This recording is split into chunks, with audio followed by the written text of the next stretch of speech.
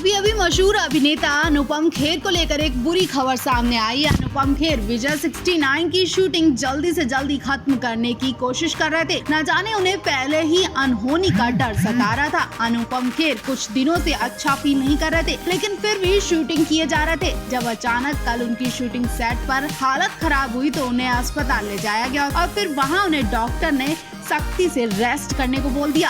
अनुपम अब खुद को ठीक बता रहे हैं, लेकिन शरीर की चोटें उन्हें काम नहीं करने दे रही हैं। शूटिंग करते वक्त अनुपम के शरीर में कई चोटें आई हैं। अनुपम को फिल्म की शूटिंग रोकनी पड़ी और कुछ दिन बाद ही वो शूटिंग सेट पर वापस लौटेंगे, वो भी जब पूरी तरह से ठीक हो पाएंगे। अपने हेल्थ अपडेट देते हुए अनुपम खेर ने फैंस को एक बड़ी बात भी बताई है। अनुपम खेर ने अपनी एक फोटो शेयर किया जिसमें उनके हाथ पर सिलिंग बैंडेज बंधी हुई है। उन्हें हेयर लाइन फ्रैक्चर हुआ है। अनुपम खेर ने कहा कि स्पोर्ट्स फिल्म करते समय अगर चोट ना लगे ऐसा हो ही नहीं सकता। उनके कंधे में चोट आई है। फैंस और तमाम हस्तियों ने अनुपम खेर के प्रति अपनी चिंता जाहिर की। हालांकि उन्होंने बताया कि वो कुछ ही दिनों में फिल्म की शूटिंग पर दोबारा शुरू करेंगे, लेकिन फिर भी अनुपम खेर की चोट को लेकर और उनकी उम्र को देखकर लोग चिंता में हैं। चेक शर्ट पहने अनुपम खेर ने मुस्कुराते हुए फोटो शेयर की है। उन्होंने लिखा, आप स्पोर्ट्स फिल्म करो और आप घायल ना हो, ऐसा कैसे हो सकता है। कल विजय 69 की शूटिंग के दौरान कंधे में अच्छी खासी चोट लगी है। दर्द तो है, पर जब कंधे पर स्लिंग लगाने वाले भैया ने बताया कि उन्होंने ऋतिक रोशन के कंधे को इस स्लिंग से ही सजाया था, तो पता नहीं क्यों दर्द का एहसास थोड़ा कम हो गया। पर वैसे अगर थोड़ा जोर से खांसूं तो मुंह से खांसी भी निकलती है और चीख भी निकलती है, यानी अनुपम को तकलीफ हो रही है। फोटो में मुस्कुराने की कोशिश की जा रही है। 1-2 दिनों बाद शूटिंग जरूर करेंगे। अनुपम खेर खुद को तो अभी ठीक बता रहे हैं, लेकिन इनकी चोटें बता रही हैं कि अभी वो पूरी तरह से ठीक नहीं है। अनुपम खेर ने चोट लगने का किस्सा जब अपनी मां को बताया तो मां ने क्या कहा वो भी उन्होंने अपने फैन से शेयर किया। इस बारे में अनुपम खेर ने कहा कि मेरी माँ बोली और दिखा अपनी बॉडी दुनिया को, तुझे नजर लग गई है। माँ की बात का अनुपम खेर ने कुछ पंक्तियों के साथ जवाब दिया। माँ गिरते हैं शाह सवार ही मैदान ए जंग में, वो तिफल क्या गिरेगा जो घुटनों के बल चले। अनुपम खेर ने बताया कि ये सुनने के बाद उनकी माँ थप्पड़ मारते मारते रुक गयी। अनुपम खेर के इंस्टाग्राम पोस्ट पर गुरु रंधावा, नीता गुप्ता, चंकी पांडे, नील, नितिन मुकेश, महिमा चौधरी, सनी जैसे कई स्टार्स ने उनके लिए कमेंट किया और उनके लिए प्रार्थना भी किया। साथ ही तमाम फैंस भी अनुपम खेर के जल्द स्वस्थ होने की कामना कर रहे हैं। विजय 69 के अलावा जल्द ही Anupam Kher the vaccine war, emergency और मेट्रो इन दिनों में नजर आने वाले हैं।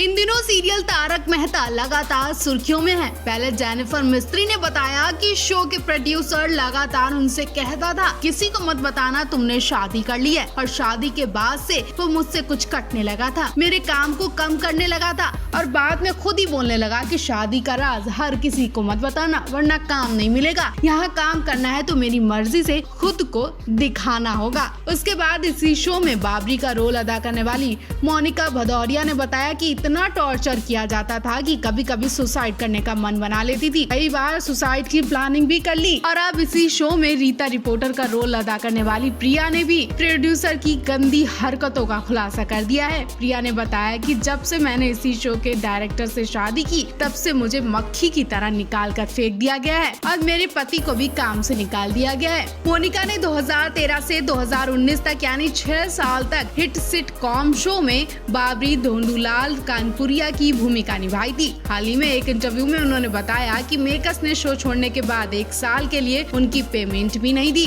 उन्होंने कहा बाद में शो के कई स्टार्स गुरुचरण सिंह, जेनिफर मिस्त्री, राज अनादकट और शैलेंद्र जैसे कलाकारों के साथ भी यही किया गया, उनकी भी पेमेंट रोक दी गई। असित मोदी को बड़ा झूठा बताते हुए मोनिका ने कहा था कि असित मोदी और सोहेल रमानी सेट पर एक्ट्रेस को अपमानित करते थे। उन्होंने बताया कि मुझे इतने बड़े लेवल पर टॉर्चर किया जाता था कि मुझे लगता था कि यहाँ काम करने से बेहतर है कि मैं आत्महत्या कर लूं। उन्होंने मुझे मानसिक रूप से प्रताड़ित किया था। वो मुझ पर चिल्लाते थे और गंदी हरकतें भी करते थे। सोहेल कहते थे कि हम आपको पे कर सकते हैं, इसलिए जो हम कहते हैं वो आपको करना पड़ेगा। एक्ट्रेस ने उन दिनों को भी याद किया जब उनकी मां का कैंसर का इलाज चल रहा था। मोनिका ने कहा कि उन्हें सुबह जल्दी सेट पर आने के लिए कहा जाता था, फिर भले ही उनके पास शूट करने के लिए कोई सीन हो या ना हो, लेकिन उन्हें बुला लिया जाता था। था और वो घर के सब काम छोड़कर वहाँ पहुँच जाती थी। अपनी माँ की देखभाल भी नहीं कर पाती थी। उस वक्त वो अपनी माँ के पास रहना चाहती थी, लेकिन मेकर्स जानबूझकर उन्हें बिना शूट के बुला लिए करते थे। उन्होंने दावा किया कि उनकी माँ के गुजर जाने के बाद भी असित मोदी ने एक भी कॉल नहीं किया था। मोनिका ने आगे आरोप लगाया कि मेकर्स ने उनके करियर को बर्बाद करने की धमकी तक दी थी। एक्ट्रेस ने कहा, असित कुमार मोदी ने मुझे मुंबई में काम नहीं करने देने की धमकी तक दे दी थी। मैं पहले से ही अपनी माँ को खोकर मानसिक ट्रॉमा से गुजर रही थी और यहाँ पर मुझे अपना करियर खोने की धमकी दे रहा था। वास्तव में इसका मेरे करियर पर प्रभाव पड़ने लगा। मुझे काम करने के बाद संघर्ष करना पड़ा। अपनी बात को एंड करते हुए एक्ट्रेस जेनिफर के दावों का भी सपोर्ट किया। उन्होंने कहा कि तारक मेहता का उल्टा चश्मा एक पुरुषवादी जगह है। उन्होंने कहा कि सेट मेल डोमिनेटिंग है। वो महिला एक्ट्रेस को इंतजार करवाएंगे और मेल आर्टिस्ट से सबसे पहले सीन करवाते थे, जबकि वहाँ की महिला एक्ट्रेस को काफी देर तक रात तक वहाँ बैठना पड़ता था ताकि वो अपनी गंदी हरकतें कर सकें। टीवी शो होने के बावजूद महिला एक्ट्रेस को मेल स्टार्स की तुलना में कम पेमेंट किया जाता था।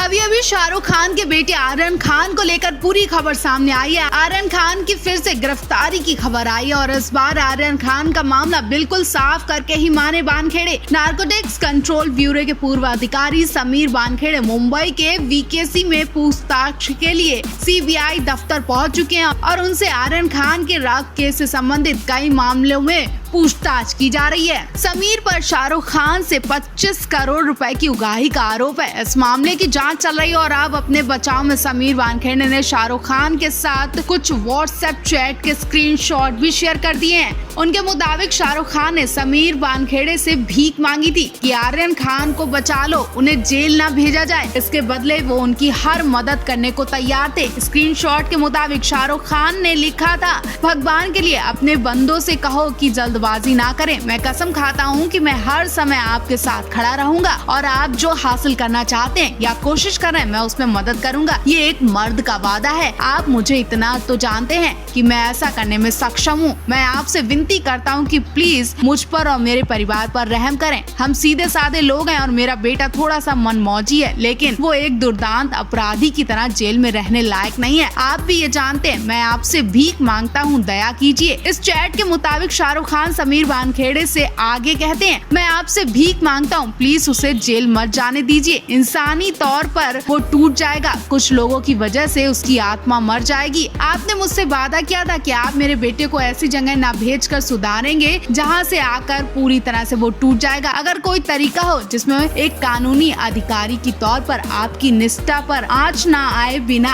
आप मेरी मदद करें, मैं हमेशा कर्जदार रहूंगा। शाहरुख खान चैट में वानखेड़े से लगातार मदद मांग रहे हैं, भीख मांग रहे हैं, लेकिन वानखेड़े को तरस नहीं आया। उन्होंने ये सारी चैट्स कोर्ट में पेश कर दी हैं। लेकिन अब डिपार्टमेंट इंचार्ज को